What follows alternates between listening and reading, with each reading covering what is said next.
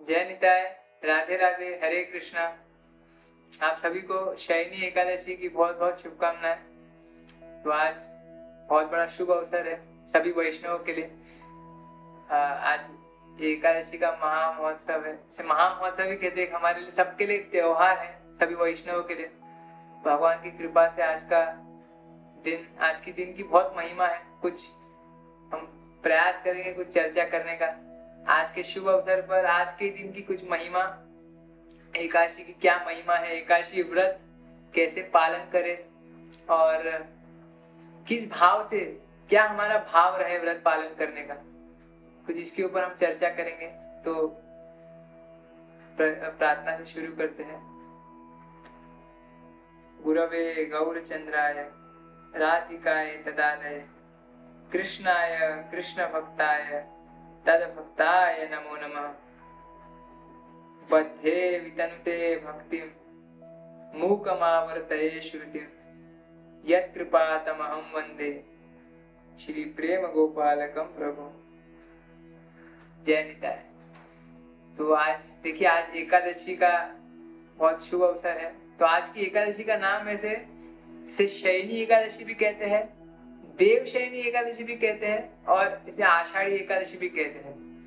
तो आज की एकादशी एक्चुअली बहुत बड़ी एकादशी मानी जाती है। खास करके जो महाराष्ट्र में जो वारकरी समाज है, जो तो आज बहुत बड़ी आज एक यात्रा निकलती है, जो अब पंढरपुर के लिए यात्रा निकलती है, विठल जी, रुक्मणी विठल जी के लिए। वहां पे उनकी दर्शन करने के लिए सब उनके भक्त बहुत बड़ी यात्रा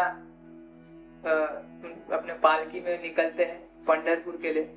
बहुत एकदम प्रचुर मात्रा में भक्त लोग सब आज के दिन, आज बहुत बड़ा दिन है वैसे तो। आज वैसे जो आषाढ़ी एकादशी कहते हैं, क्योंकि देखिए आज आषाढ़ मास की शुक्ल पक्ष की एकादशी है। तो कुछ यदि एकादशी की कुछ टेक्निकल डिटेल यदि कुछ हम देखें कि साइंटिफिक एकादशी क्या है, तो पहले कुछ उसके ऊपर चर्चा करें, फिर कैसे पालन करते हैं, फिर भाव क्या है, उसके ऊपर हम भी आगे चर्चा करेंगे।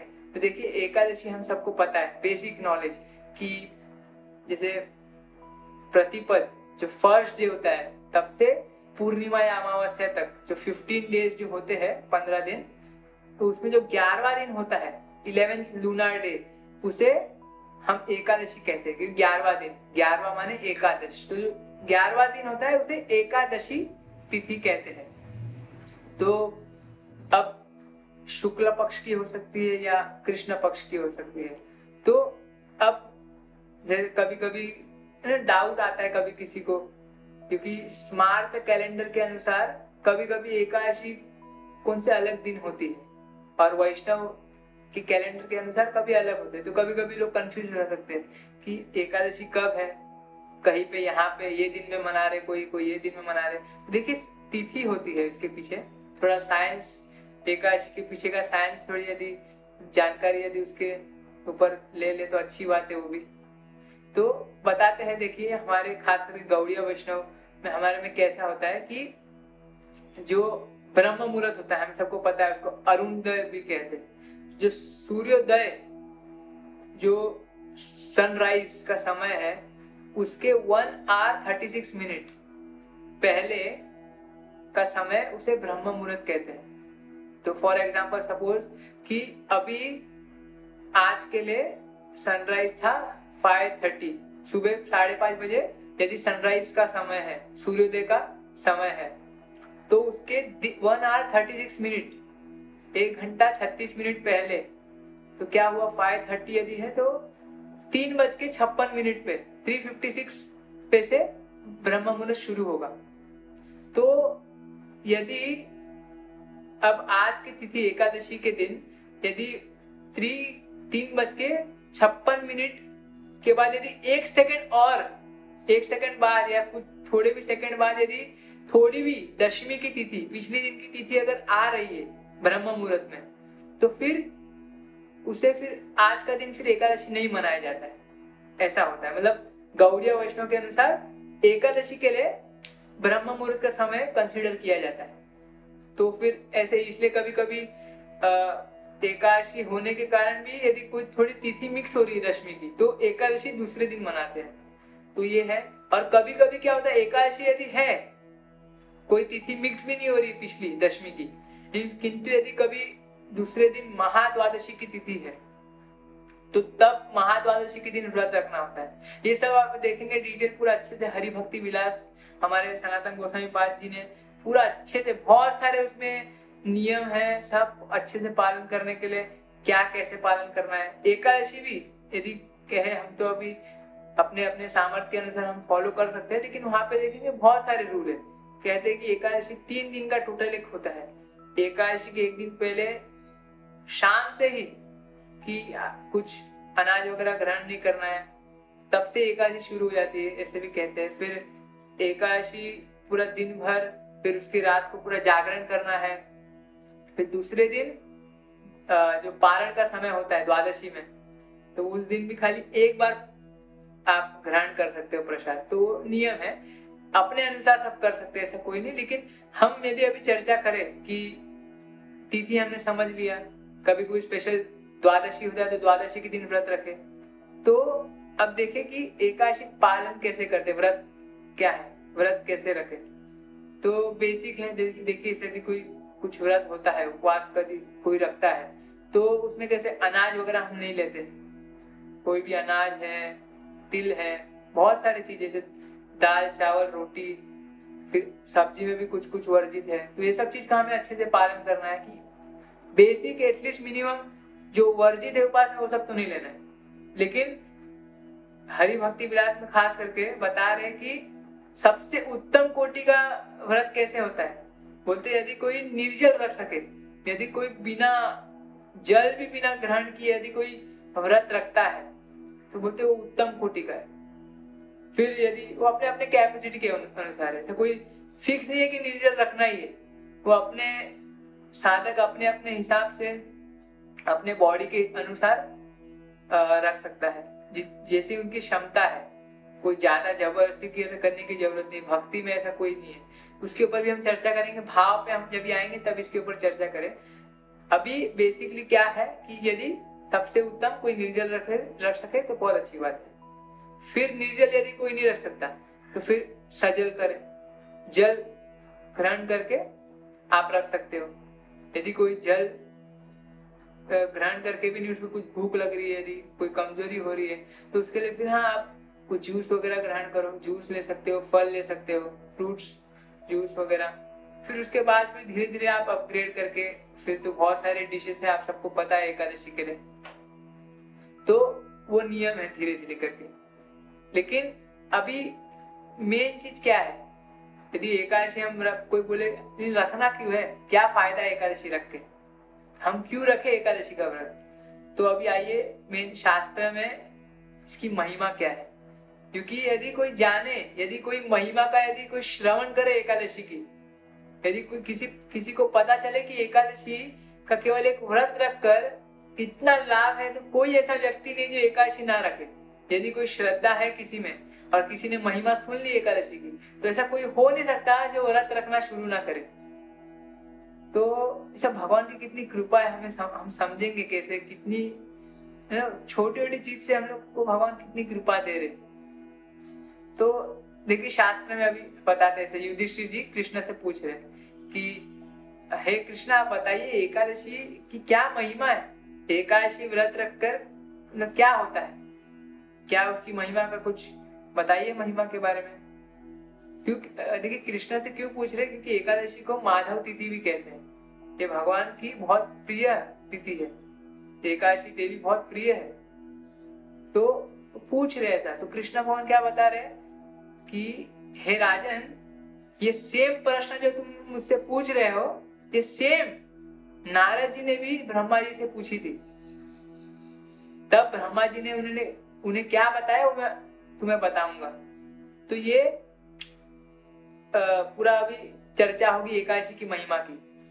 तो देखिए हमें सबको पता है कि महीने में 2 एकादशी, मतलब एवरी 15 डेज 15 दिन में एकादशी आती है।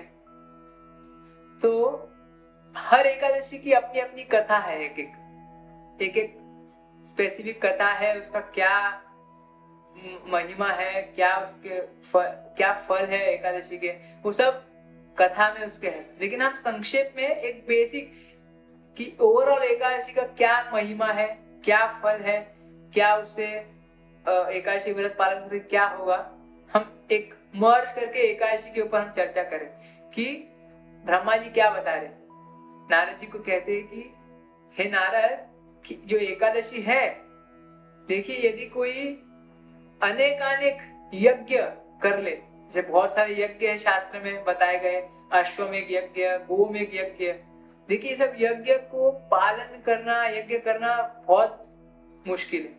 पहली बात तो कोई साधारण व्यक्ति नहीं कर सकता, कोई राजा रहे जो बहुत धनी है वही केवल कर सकता है, बहुत बलशाली कोई है तो वो ये सब यज्ञ कर सकता है, साधारण व्यक्ति के लिए नहीं है ये।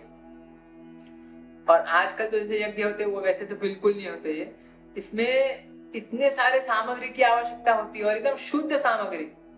और तो और जो ब्राह्मण की आवश्यकता होती है उसमें भी सब ब्राह्मण लोग एकदम निपुण रहे, एकदम अच्छे से शास्त्र का सब एक एक पूरा श्लोक उनको याद रहे और अच्छे से उच्चारण कर सके।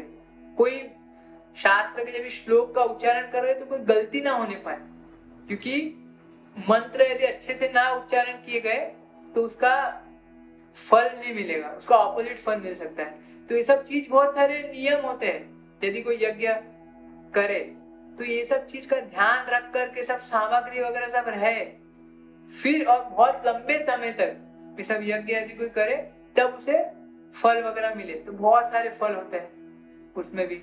तो कह रहे हैं कि इतने सारे कोई यज्ञ वगैरह करे, बहुत सारे अनेकानेक, वो यज्ञ करने का जो फल मिले वो केवल एक एकादशी रख से मिल जाती है।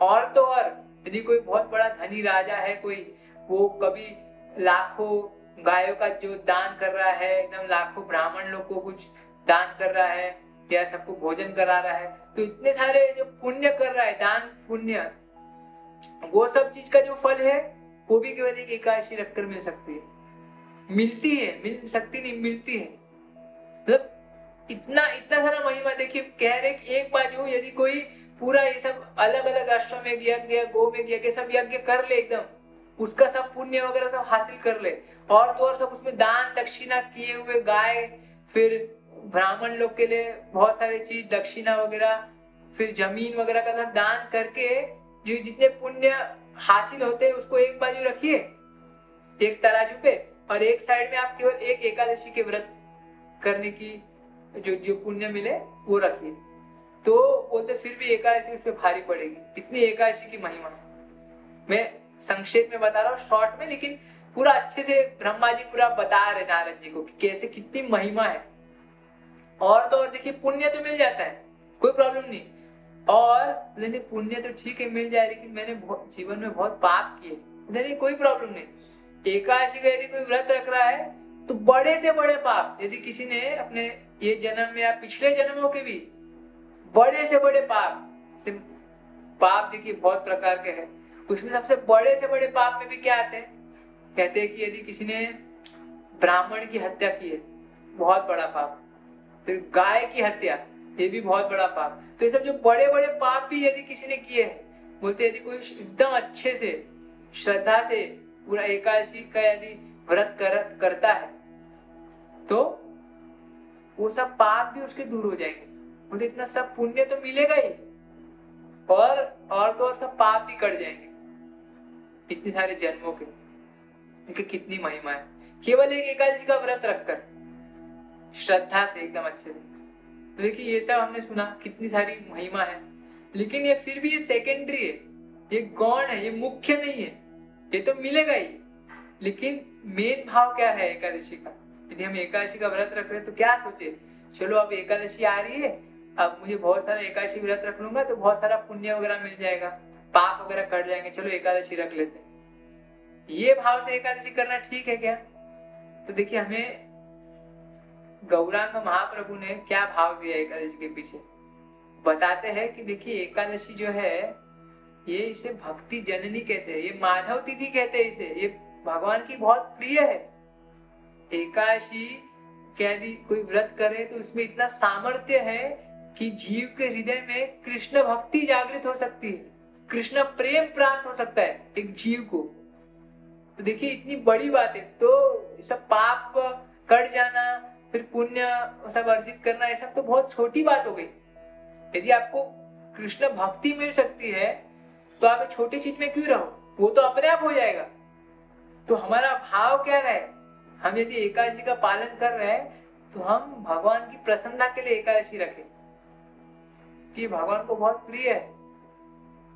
तो देखिए हर दिन जो वैष्णव है सब भक्ति के अंग साधक जो है सब कर रहे, साधना कर रहे, भक्ति करने का प्रयास कर रहे हैं, श्रवण कर रहे, कीर्तन कर रहे, स्मरण कर रहे, वंदन कर रहे, अलग अलग भक्ति के अंग का सहारा लेकर के भगवान को प्रसन्न करने में लगे हुए, भगवान की ओर बढ़ने में लगे हुए। लेकिन देखिए आज के दिन की क्या एक महिमा है कि हर दिन साधक लगे हुए भगवान की ओर बढ़ने का, भगवान को प्रसन्न करने का। लेकिन आज का दिन, एकादशी का जो दिन होता है, आज के दिन भगवान इतने एकदम कृपा के मूड में होते हैं कि बोलते आज तो बस निकलते भगवान देखने के लिए, कौन मेरी भक्ति को क्या कर रहा है, मैं कृपा के मूड में हूँ, सबको कृपा करूं। जब वो देखते हैं कि अरे आज के दिन कोई भक्त मेरा नाम ले रहा है कुछ नहीं, तो पूरा एकदम कृपा कर लेते। भगवान आज निकल रहे कृपा करने के मूड में, आज भगवान जीव के पास आ रहे। तो इसलिए कहते हैं एकादशी के दिन कोई भी भक्ति काम यदि करे तो बोलते 1000 गुना लाभ मिलता है। सोचिए आज के दिन, एकादशी के दिन एक माला यदि कोई करे भगवान के नाम का तो कहते 1000 माला के बराबर है। इतना पावरफुल है एकादशी का दिन। तो इसलिए ज्यादा से ज्यादा एक हम लोग एक सेल, एक छूट है आज के दिन, एक स्पेशल ऑफर कैसे होता है कि आपको by one get one free ऐसा कुछ ऑफर होता है कि इतना सस्ते में कोई चीज मिल रहा है। तो वैसे ही भगवान ऐसे भक्ति सब कर रहे हैं, लेकिन आज के दिन कुछ स्पेशल बोले कि आज थोड़ा भी करोगे तो 1000 गुना लाभ मिलेगा। देखिए इतना बेनिफिट। इसलिए यदि कोई उत्साह से करे, बहुत सारे साधक लोग, बहुत सारे भक्त लोग तो एकदम इंतजार करते हैं भक्ति कभी एकादशी आएगी, स्पेशल ऑफर का मतलब लाभ उठाना है ना।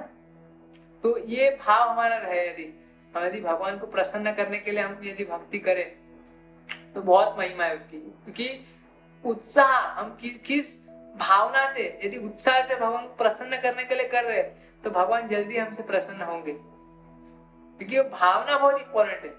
जैसे हमने अभी चर्चा की कि कहते हैं शास्त्र में कि यदि कोई निर्जल यदि एकादशी रखे तो सबसे ज्यादा लाभ है। लेकिन देखिए इसके पीछे भाव बहुत जरूरी है। तपस्या बहुत अच्छी बात है, लेकिन हम ये ना भूले कि भगवान तपस्या से प्रसन्न नहीं होते। भगवान क्या है, प्रेम पुजारी।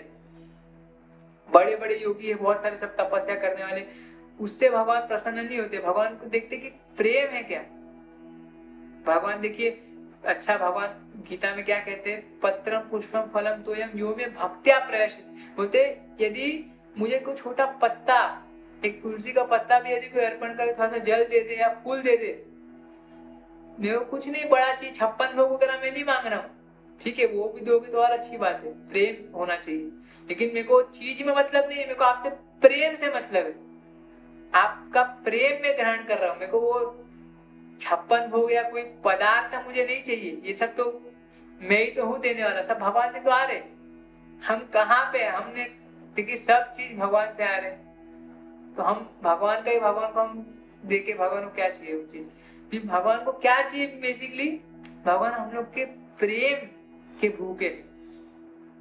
दुर्योधन, देखिए दुर्योधन का एक अच्छा, महाभारत में कैसे दुर्योधन ने पूरा 56 भोग पूरा लगा दिया, लेकिन भगवान बोले मुझे भूख नहीं है, कुछ नहीं लिए, वही चले गए विदुरानी घर पे, विदुर जी के इधर, तो उनके हाथ से केले का छिलका, कैसे वो इतनी भाव में आ गई थी भगवान को देख के, अचानक से अरे भगवान आ गए, एकदम कन्हैया आ गए, वो इतने भाव विभोर हो गए। घर पे कुछ थे नहीं, थोड़े से केले थे, वो भी अच्छे नहीं, थोड़ा गल गए थे, तो उसमें भी इतने भाव में वो केले का छिलका निकाल के केला अंदर का देने के जगह केला अंदर का फेंक देती थी और छिलका खिला रही है।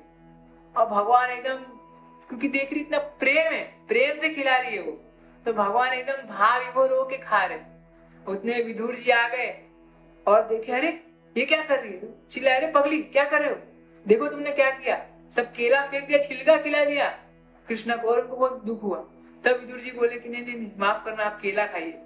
केला अभी देने गए तो बोले नहीं अब मेरा पेट भर गया, भगवान ऐसा कह रहे। देखिए भगवान को कोई वस्तु से मतलब नहीं है कि इतना अच्छा, इतना कीमती चीज, इतने सारे पदार्थ मेरे को दे रहे, नहीं, भावना क्या है पीछे, प्रेम से दे रहे क्या, तो ये बहुत जरूरी है। तो एकादशी में यदि हम पालन करते हैं तो प्रेम बहुत जरूरी है, क्योंकि यदि कोई समझ लीजिए निर्जल रख रहा है और बोलेगा मैं एकदम तपस्या से निर्जल रख लूंगा और बहुत कष्ट में है और भगवान का स्मरण नहीं कर पा रहा है और एकदम तकलीफ में है, कब कल का दिन आएगा, कब पारण कर पाऊंगा, कब मैं प्रसाद ग्रहण करूंगा, और यही भाव चल रहा है मन में, तो फिर उसका फिर उतना लाभ नहीं मिल पाएगा। यदि हमें कृष्ण भक्ति चाहिए तो उसका फिर वो लाभ नहीं मिल पाएगा। क्यों? क्योंकि भावना क्या है, और वो यदि, इसलिए कहते हैं अपने कैपेसिटी के अनुसार, यदि प्रेम है किसी में तो वो कर लेगा, कोई बात नहीं। यदि कोई प्रेम से कर रहा है तो उसे तो भूख प्यास की कोई सब खत्म, भूख प्यास लगती नहीं। वो यदि कोई प्रेम से निर्जल रख पाए वो सबसे बेस्ट है, वो डिस्कस किया गया। ऐसा नहीं कि ऐसी निर्जल रख ले, नहीं, उससे बेहतर क्या है कि यदि ठीक है किसी के बॉडी में यदि वही कुछ है, यदि नहीं कर पा रहा है, खाने मतलब प्रसाद के बिना नहीं रह सकता, तो थोड़ा सा प्रसाद ले ले, कोई बात नहीं, भगवान को भोग लगा ले, क्योंकि भगवान को तो भोग लगाना है, भगवान का उपास नहीं होता, भगवान को हमें भोग लगाना ही है। एकादशी का है जो भी, तो आप लगाइए, और जो एकादशी में ग्रहण कर सकते हैं आप ग्रहण कीजिए आराम से, और फिर पूरा बाकी टाइम पूरा भगवान के भजन में लगिए। ये भाव से कोई रखे, तकलीफ भी नहीं है, प्रेम से लग सके, इसका फल ज्यादा है, क्योंकि इसमें एटलीस्ट हम भगवान की भक्ति अच्छे से कर सकते हैं बिना तकलीफ के। और मेन तो क्या, अगर यदि कोई प्रेम से कर सके तो और अच्छी बात है, निर्जल सबसे अच्छी बात है, लेकिन प्रेम बहुत जरूरी है। ऐसा नहीं है कि ये करना ही है मेन अच्छे से, लेकिन प्रेम, अभी हम बात कर रहे हैं, आप प्रेम की बात कर रहे हो, लेकिन ये प्रेम कैसे आएगा हृदय में? देखिए जो प्रेम का ऑपोजिट क्या है, अहंकार। जहां पे अहंकार है वहां पे प्रेम नहीं आ सकता, ये ऑपोजिट है। जैसे यदि किसी को प्रेम से, पानी में यदि कोई समुद्र है, समुद्र में यदि किसी को डूबना है, कोई डूबना नहीं चाहता, लेकिन यदि किसी को डूबना है तो क्या है, यदि उसके पास फ्लोटर है, वो ट्यूब होता है ना एक, यदि वो है तो वो उसे डूब नहीं पाएगा। यदि कोई तकिया है, हवा का कुछ उसने रखा हुआ है अपने छाती पे, तो कभी अंदर नहीं डूब पाएगा, बार बार ऊपर आ जाएगा। उसी प्रकार अहंकार भी वैसा ही है। यदि किसी को भक्ति रस में, यदि प्रेम रस में डूबना है तो अहंकार यदि है तो डूबने नहीं देगा। तो अच्छा भी अहंकार है तो अहंकार कैसे जाए, तो बताते अहंकार यदि हटाना है केवल सेवा भाव से प्रेम जागृत हो सकता है और अहंकार जा सकता है। सेवा भाव, सेवा की बात नहीं हो रही, सेवा करना है, लेकिन कोई सेवा भी करे, किसी की मदद करे, यदि सेवा भाव नहीं है तो वो नहीं, मेन भावना है। देखिए सब भावना के ऊपर है, एक्सटर्नल सब अच्छी बात है, कभी कभी वो जरूरी भी एक्शन से करना है फिर अंदर भाव उत्पन्न हो, लेकिन हम भूले नहीं, क्योंकि हम कभी कभी बाहर की चीज में फंस जाएंगे कि हाँ ऐसा ऐसा करते रहो, लेकिन कभी हृदय के अंदर हम देखे ही नहीं कि इससे हमारा, हम क्यों कर रहे हैं ये चीज, तो वो बहुत जरूरी है। तो मेन भावना जरूरी है, सेवा भाव, क्योंकि यदि कोई है तो किसी की कोई सेवा कर सकता है, हम देखे मदद कर सकता है। जैसे दान, हम बात करें, कोई तपस्या कर रहा है, कभी कभी किसी को तपस्या की भी एक अहंकार आ जाए कि मैं तो बहुत बड़ा तपस्वी हूँ, मैं भगवान, मैं इतना बड़ा, मैं ये व्रत रख लेता हूँ, मैं वो रख लेता हूँ, या कोई कभी दान किसी को दे रहा है तो उसमें भी एक अभिमान आ जाए कि देखो मैं तो सबकी, मैं तो दान दक्षिणा, मैं तो सब दान पुण्य करता रहता हूँ, लोगों की मदद करता रहता हूँ, फिर उसका वो लाभ नहीं मिलेगा।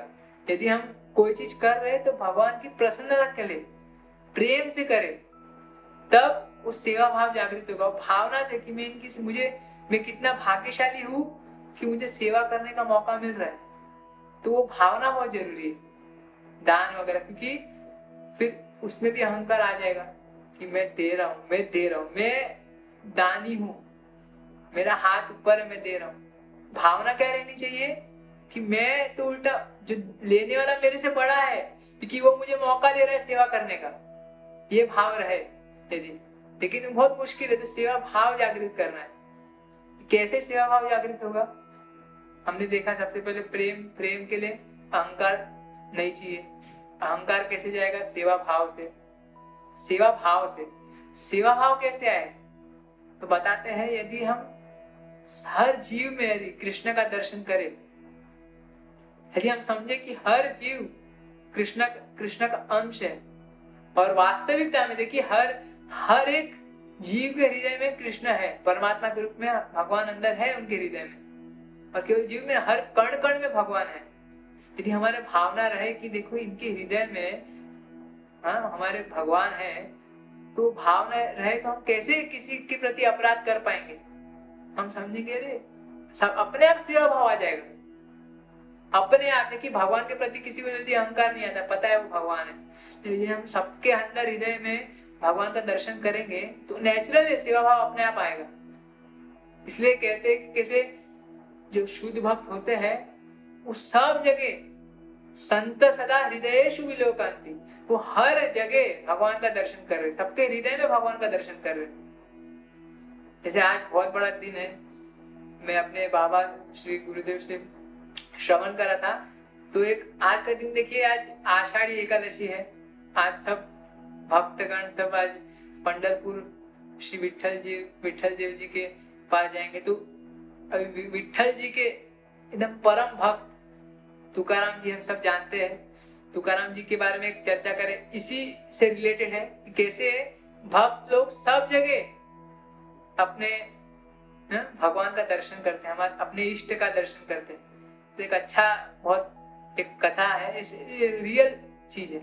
कैसे जब तुकाराम जी एक बार कैसे वो भिक्षा मांगते थे, और फिर जो भिक्षा में आता था फिर उसको भगवान को भोग लगा के फिर वो मतलब ग्रहण करते थे।